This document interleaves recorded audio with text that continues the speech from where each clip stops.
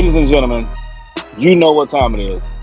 The number one show in the SimWorld. Go ahead and turn your volumes up. It is about that time. It is BLAZIN Takes. We play no games, no safe takes. Of course, I am Rick Blaze, and I'm joined by my brother Siege. How we doing today, my man? We're doing good. It's Friday. It's here. It is. Just heard the schedule's coming out Monday, so looking forward to seeing what we got on the slate. Got a lot of stuff to talk about over the weekend, Rick. We do. Very much so. Let's get right to it. Yeah, and so speaking of the schedule, I guess we'll go ahead and start on that because why not? This morning news came out already. One of the games was already leaked. The battle for Seattle. We got Cascadia reigning Trays. Yeah. Kevon Jackson playing his former team, the team he kind of dissed, leaving in the middle of the race. He didn't leave in the middle of the race to one, but he announced that he was going to probably leave in the middle of the race to one. So that'll be a Yep. fiery one, and I'm sure there's some other ones. So it makes me want to ask, Rick, what are some games that you're kind of hoping to see on that schedule? Oh man, there's quite a few. First, me being a Texas guy, I got to see Lone Star versus H-Town. I Like feel we like you'll can't give us even. that one. Yeah, like what we if we're not doing that, then why we here? Why are we here if we can't see Lone Star versus H Town? I think that's a must see. I think the Pope coaches is a must see. So Cascadia versus Bay Area, I think that's a must see. Um, Also, I think I want to see Beast of the East versus Philadelphia. I want That's to see always a those. good one. I want to see those two coaches. Now it's funny because with those two teams, those are the only two teams I'm more interested to see what strategy the coaches are going to be doing as opposed to the players that are playing. So I want to see those two coaches lock heads, see what's up. Of course, I want to see. I'm taking all you shine, huh? I want to see Go ahead. Heartland versus Queen City. Yeah, yeah. That's gonna be an emotionally crazy game. You got the former coach now with a new team, and then you got Benario on the new team, and Renzo on the other team. Like, that's gonna be crazy.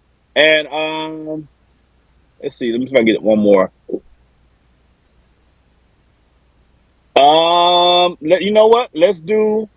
I'm trying to cover different spectrums of the different areas of the map. I want to see OGs versus the North. Ooh, yeah. That after Coach Hyman said that it was going to be war when they played them, I'm looking Yeah, forward to that one. I think those two teams have a low key beef brewing. Like I agree. I don't think they have the personnel on the team to really be loud with it. But I think in their own locker rooms and they're like, yo, we're gonna put the medal to them. So I want to see those two teams. Man. I think I probably took everybody, man. But if you got anybody left I haven't mentioned, please Nah, feel free. I actually got a few I've been thinking of, and for me, I'm sure there are going to be some games I want to see that are going to be good coaching matchups. We're going to see who the top teams are going to be. We're going to see who is going to perform the best, and so we'll see what kind of player matchups we want to see as the season goes. But for me right now, there's some games that I want to see just based off of kind of off-season drama and happenings that we've Okay. seen. First and foremost, I am looking forward to watching the Yacht Club take on Bay Area Breakers. That Oh Xavier Pope yeah, drama. Trey Hyman, he's yeah, keeping it together. He's still wishing his guy Xavier Pope well. But I know when yeah. that first came out, he was not happy. And I think there's probably a few people on that Bay Area squad that was there last year that are feeling the same because it was. I mean, I thought it was. I know they thought it was too. I think almost everyone thought it was a foregone conclusion when they heard Xavier Pope was coming back. He even said it. I'm back with Bay Yep, Area. That was kind of yep. that was what we He expected. was So, repping the Bay. He was yep, repping the Bay up until he wasn't. yep. And so when that, I think that was probably the most shocking news of the offseason, if I'm being honest. Just from a surface value, you saw it and you were Yeah, like, "What's going it on?" So was. Yeah, it was definitely the best well played for sure. yeah, absolutely. So that one's what I'm looking forward to. I'm looking forward to, and this is some kind of recruit drama, so we'll see how long this lasts into the season. But I'm looking forward to Indy Stripes and Gulf Coast. That whole thing with Kai Killens and his former brother JJ Hoops, where he didn't tell him where he was going. Kai was trying to look out for him, sign with the same team, and JJ said, "I'm going, I'm going here instead." And That'll also be a game we get to see Dylan Harper, so great. But that kind of beef, I'm excited to see that boil Yeah. over onto the court. It it Hopefully, it kind of it kind it kind of has a Kane Undertaker vibe to it, doesn't yeah, I exactly. So that one, it? another one is Gulf Coast and Best Coast Ballers. I'm really looking forward to, and these are games that I'm hoping will be on the schedule. I don't know, but these are games Right. I would like to see. That one because there was when Coach Heesh got hired, there were all those allegations, and he beat the allegations, but obviously there were some hurt feelings because Suno Chapa up and left to Best Coast. Yeah. Yeah. I'm excited to see Suno kind of pull up, and if it's true that Coach Heesh wasn't super interested in Suno being one of the main points of his team, I'm looking forward to Suno kind of coming in and almost a They're revenge going game of chopper types style. if he Yeah. gets They're the going. chance and being like, look what I Yeah. can do, look at this. Yeah. He's going So chopper style on this former team for sure. exactly, and then And let's not forget. Go get your other. But I want to remind SimWorld. Let's not forget as we move on to the season, some of these games are going to be flexed in and flexed out. yep. As the season goes along, that things occur. Yeah. So beware the flex, baby. Flex me up.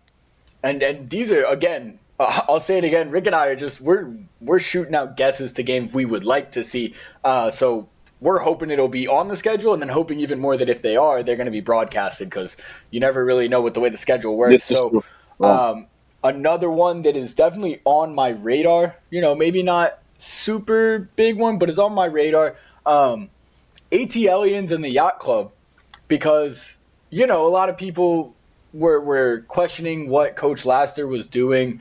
He added a lot of guys who seemed to be a little more primary guys, and he's going to have to fit them all and make them work. But one of them was Royce Anderson. The rumors were that Royce Anderson was almost a lock to go to Yacht Club, and then out of nowhere, the De'Aaron Cruz signing came in.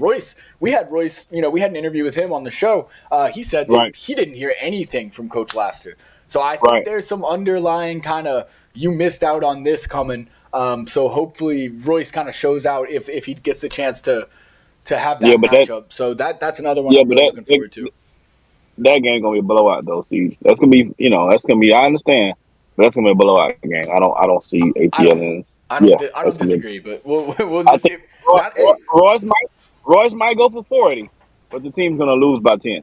well, I look whatever it's gonna happen. I'll be excited to see Royce go for 40 if that is what happens. So let's hope these games are on the schedule. Let us know down below if there are any games you're hoping are gonna make the schedule.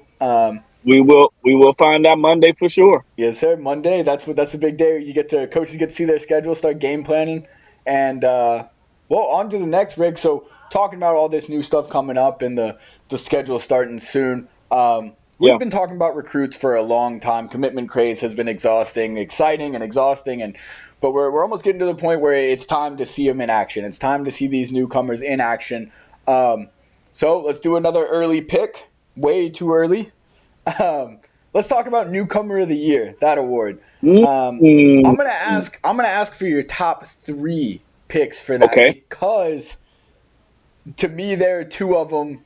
You can do top 3 to 5, whatever you got in mind, because in my mind there's 2 of them that are in the conversation regardless. So let's do 3 Correct. to 5, however many you think makes sense for your picks. I, I I do my top three, and I do a dark horse. So I Okay, do I like four. that. I'm going to stay away from Dylan Harper and Flag. Those are two low hanging fruits.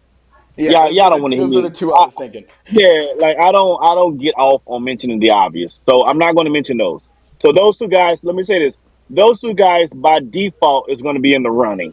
But I'm not going to mention them because that fruit is too low for hanging for me to grab. Okay? All right. So here's my three. Tyree Wells, the ultimate driving machine. Yep. Like I mean, how could you not have him? like he's gonna average a double double. I'm telling you, or he's gonna come really damn close. I can see easily 17-9 for Tyree Wells this season. Ooh. I like it. Easily, I like I can it. I see like it. 17-9 this season. So Tyree Wells. My second person, DJ Davis. I like it. I think DJ Davis can do his thing offensively. I think he has a deep bag. Uh, he has a Jordan Poole type bag offensively. He got a bag, got a Okay. big bag. Jordan Poole. Jordan He Poole's has been a hooping nice. recently. He got a nice bag. He got a really nice offensive bag. So I can see him putting up big numbers. And the third person is Damian Luffy. He's gonna go Yep. bananas. He's gonna go Yep. absolutely bonkers Absolutely. this year in SimWorld. It's gonna be crazy how crazy he goes for newcomers. So, and I give you a dark horse. Here's my dark horse. This is gonna come out of left field, but this is what I do, baby. Um, Carson Cuthbert. I really like that. I really like that for a dark horse, actually. Carson Cuthbert is a dark horse. Is he going to score buku points? No. He's probably going to score maybe somewhere between 10 to 14 points a game. I'm thinking 12. But I think his rebounding numbers are going to be decent for a guard. And I think his assist number is going to be really good for a guard. I He's a think Carson great can put about. facilitator. I I love not only his ability to facilitate, I love the tempo and the pace of which he facilitates his team. He is a steal for Gulf Coast, and I can see him averaging 12 points and 7 rebounds. I'm sorry, and 7 assists this season. So those are my three and my one dark horse. All right, all right. So I'll do something similar, like you did. You know, Dylan Harper and Cooper Flag are at the top of my list. So I'm gonna leave them out of my list. I'm also gonna leave Tyree Wells out of my list because to me, with the hype he got, he's almost on the same plane with those two when it comes to this conversation. So I'll leave those guys out. I'll do three at a dark horse after those three. For me, it's Damian Luffy's absolutely on my list. I think one, he's just so talented, and two, he's gonna have the green light and the keys to the car down in Oceania. I expect him to put up huge numbers. Huge numbers. So big that if Oceania has a winning season, a winning record, and like they look really good, his numbers are going to be good enough that he might make his way into player of the year conversation. So to me, I'll say this now. See, if they have above 500 record, he is player of the year in my book. look, He's he, I'm not he's even going to newcomer of disagree. the year. He's newcomer of the year and player of the year. If they have forget above. They have a 500 record. A 500 record. Damian Luffy is player of the year and newcomer of the year in my book, and it's probably a Yep. hands down for me. Yep. So he's on my list. I really like DJ Davis, but I'm gonna go a different direction just because we got to put some different stuff out there. So, but DJ Davis, just know if you're listening, I see you. You are on my list of potential candidates. But for me, it's Damian Luffy. I'm gonna go Kai Killens. I know Marsh says he's gonna be top 5 by the end of the year. Don't know how I feel about that, but newcomer of the year Yeah, could be I within think reach that's a for lot him. more. That's a little That's more a lot. realistic for him. So That's a lot. I'm gonna put him on there, and then my third one's actually going to be a guy who plays with one of the guys who I left off my list, but it's going to be Justin McGavin. I think he's going to Oh, have a chance to be really good. He's going to be in that ooh, backcourt, likely with Kamari Ward, interesting. who's good. But I think there's going to be a big hole at guard there because you're going to have Laster, and this is just what I'm expecting. Laster playing the 3, Flag at the 4, and Mm-hmm. Victorious at the 5. But Mm-hmm. with all that talent, McGavin's going to get a lot of open looks. He's going to get a lot of open looks, and And he the don't miss. OGs. He don't miss when He do, just. he I Hair don't think Hair I've seen him miss. Canada does not miss. He's good He at just. driving. And look, so my thing is he might get in there basically solely off of one, the originators are going to have a great record, and two, his stats might just be too much to overlook. So he's going to be in the conversation, or I could see him. And then for my dark horse, and I think a lot of people might hate this, but for my dark horse, well, Carson Cuthbert was maybe my dark horse, but you took it. So for my dark horse, oh, I missed one. I missed one that needs to be on my list. Ivanov Andriy is on my list for possible newcomer of the year. The big man That's in a good one. Europe, out of That's a good Russia. one. That's He a good one. is. I I'm think not he's mad at about to that. be. He's going to be a top 10 big man in SimWorld Prep this year. I agree with that too. He's a handful. He's too much for.